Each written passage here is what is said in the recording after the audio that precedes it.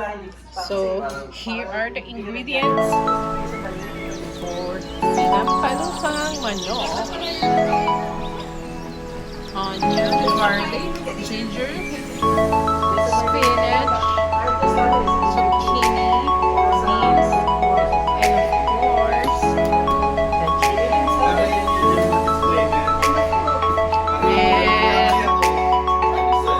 And the chef. So today, we are going to cook the garlic.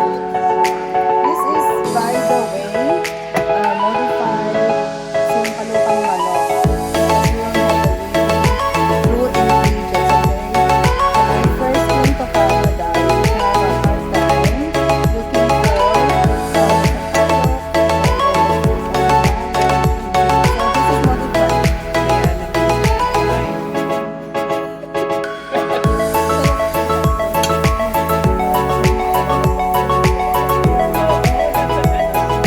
Sinampalukang ano to, modified sinampalukang. okay? So, ganyan-ganyan lang naman. Pero dito sa North America, no, they start with onion na, hindi na garlic. Oh yeah. Traditional Filipino Kasi- pa rin, garlic muna. Kasi daw Bakit parang napaka-hardcat ayaw uminit? Sabi, ay may ano yan, may certain temperature na ma-reach. Ayan na. we are in SUBELA cottage po.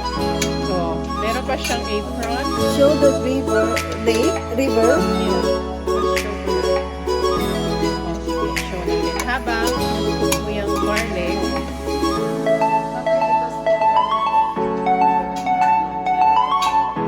Ito na ang ating river. Mamaya mag-paddle.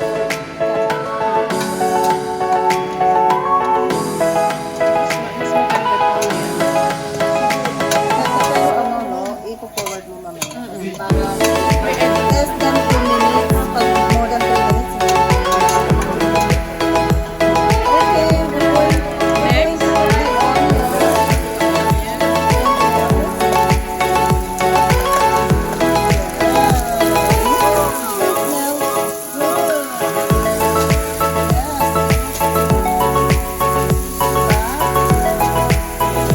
They can smell it.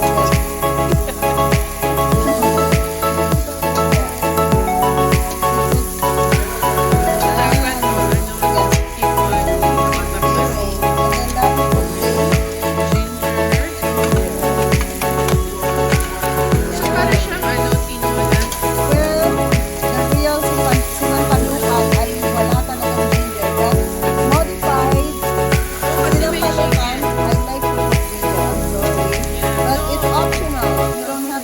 If you don't want to.